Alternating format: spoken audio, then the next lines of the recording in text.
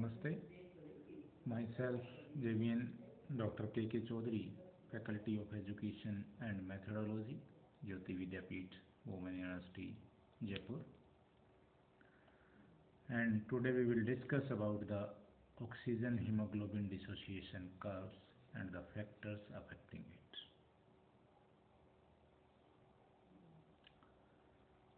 Subject Animal Physiology and Endocrinology. The course BSc B.Ed ZBC 4th semester. In the earlier session we have discussed about the transport of the oxygen and now the oxygen hemoglobin dissociation curve. Okay, the most important factor that determine how much oxygen bind to hemoglobin is the partial pressure of the oxygen. Higher the partial pressure of the oxygen, the more oxygen combined with hemoglobin. When reduced hemoglobin is completely converted to oxyhemoglobin, the hemoglobin is said to be fully saturated. When hemoglobin consists of a mixture of hemoglobin and oxyhemoglobin, it is partially saturated. The percent saturation of hemoglobin express the average saturation of hemoglobin with oxygen. The relationship between the percent saturation of hemoglobin and partial pressure of oxygen is illustrated in the oxygen hemoglobin dissociation curve. Note that when partial pressure of the oxygen is high, hemoglobin binds with a large amount of oxygen and it is almost 100% saturated. When partial pressure of the oxygen is low, hemoglobin is only partially saturated. In other words, you can say greater the partial pressure of the oxygen, there is more binding of the oxygen with the hemoglobin. Until all the available hemoglobin molecules are saturated. Therefore, in pulmonary capillaries, where partial pressure of oxygen is high, a lot of oxygen binds to hemoglobin. In tissue capillaries, where partial pressure of oxygen is low, hemoglobin does not hold as much oxygen and dissolved oxygen is unloaded by diffusion into the tissue cells. Note that hemoglobin is still 75% saturated with oxygen at partial pressure of oxygen 40 mmHg. The average partial pressure of oxygen of tissue cells in a person at rest. This is the basis for earlier statement that only 25% of the available oxygen unloads from hemoglobin and is used by tissue cell under resting conditions. When the partial pressure of oxygen is between 60 to 100 mmHg, the hemoglobin is 90% saturated or more saturated with oxygen. Thus, blood pick up nearly full load of oxygen from the lungs, even when the partial pressure of oxygen of alveolar air is as low as 60 mmHg. The oxygen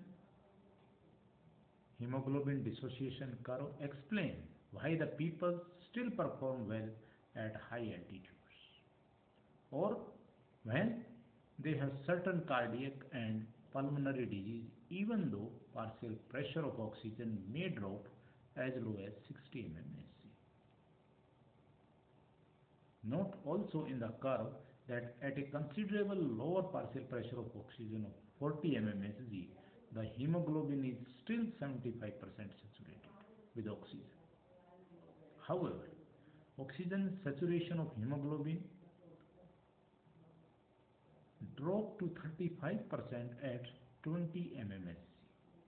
Between 40 and 20 mmHg, large amount of oxygen are released from hemoglobin in response to only a small decrease in the partial pressure. In active tissue such as contracting muscles, partial pressure of oxygen may drop well below 40 mmHg. Then a large percentage of oxygen is released from the hemoglobin, providing more oxygen to metabolically active tissues.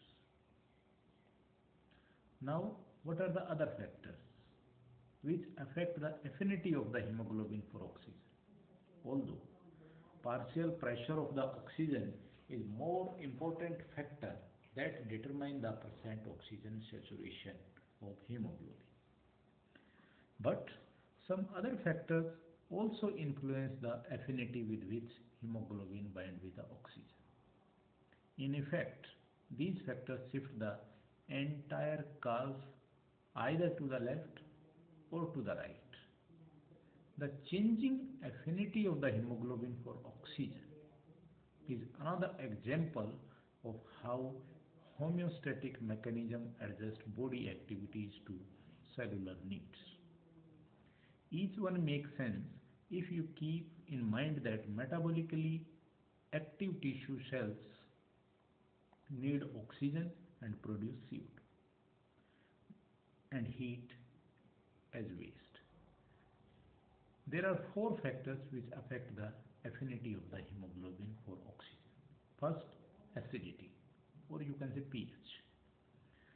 As the acidity increases, the pH decreases, the affinity of hemoglobin for oxygen decreases and oxygen dissociates more readily from hemoglobin. In other words, increasing acidity enhances the unloading of oxygen from hemoglobin. The main acid produced by metabolically active tissues are lactic acid and carbonic acids.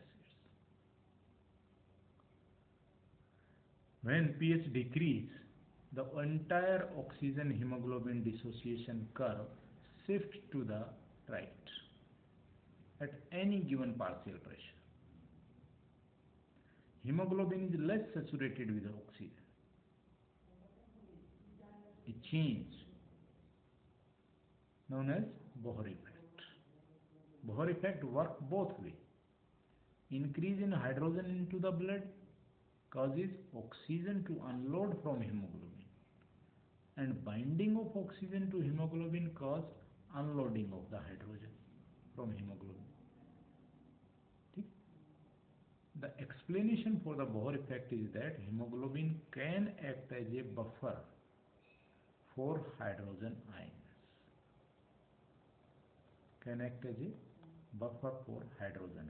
But when hydrogen ions bind to amino acid in hemoglobin, they alter its structure slightly, decreasing its oxygen carrying capacity.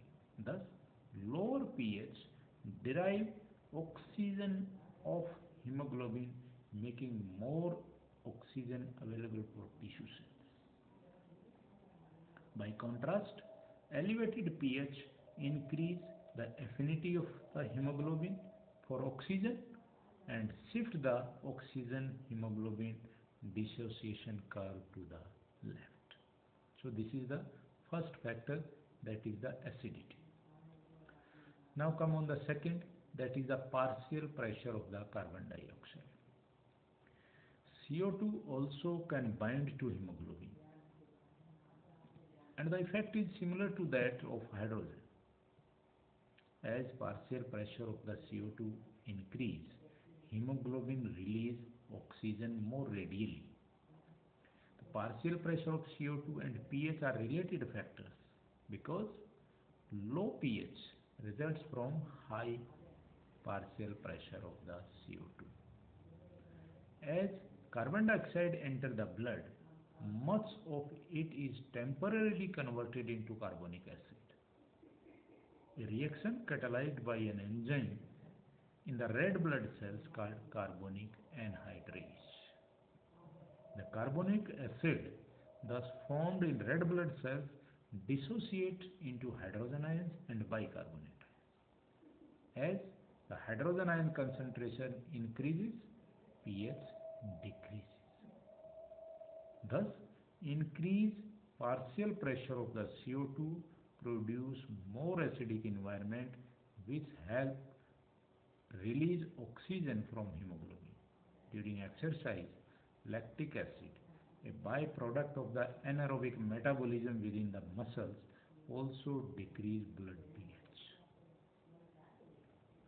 Decreased partial pressure of the CO2 shift the saturation curve to the left. Now we come on the third factor, that is the temperature. Within limits, as the temperature increases, so does the amount of oxygen released from hemoglobin. Heat is a byproduct of metabolic reactions of all cells, and the heat released by contracting muscle fibers tend to raise body temperature. Metabolically active cells require more oxygen and liberate more acid and heat. The acid and heat in turn promote release of oxygen from oxyhemoglobin. Fever produce a similar result. In contrast, during hypothermia, lower body temperature, cellular metabolism slow, the need of oxygen is reduced and more oxygen remain bound to hemoglobin and shift to the left in the saturation curve. Now the fourth factor, that is the BPG, a substance found into the red blood cells called 2,3-biphosphate, previously called diphosphoglycerate, DPG, decrease the affinity of the hemoglobin for oxygen and thus help in the unloading of the oxygen from hemoglobin. The BPG, also known as two-sided talwar. BPG is formed in red blood cells when they break down glucose to produce ATP in a process called glycolysis. When BPG combined with hemoglobin by binding to the terminal amino group of the 2-beta globin chains, the hemoglobin binding oxygen less tightly at heme group sites. The greater the level of BPG, more oxygen is unloaded from hemoglobin. Certain hormones such as thyroxine, human growth hormones, epinephrine, norepinephrine and testosterone increase the formation of the BPG. The level of BPG also is higher in the people living in the higher altitude. So BPG is also known as two-edged weapons.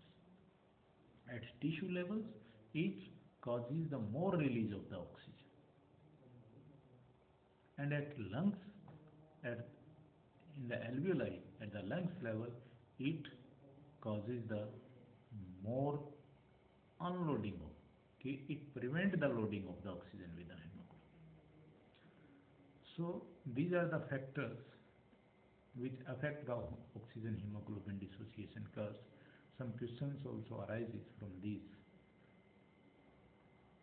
topics, and what are the factors which affect the oxygen hemoglobin dissociation curves, what is the partial pressure, what is the effect of the acidity, what is the effect of the pH on the loading and unloading of the hemoglobin, and what is the effect of the partial pressure of the carbon dioxide at tissue levels,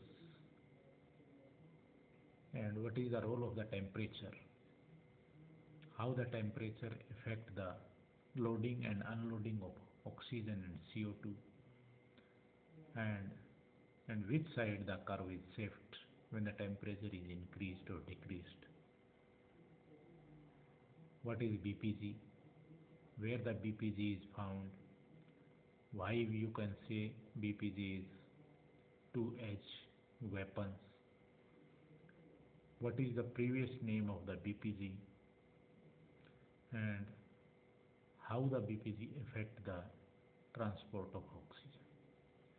So these are all questions which arises in this topic, and hope you understand very well. Thank you. Thank you.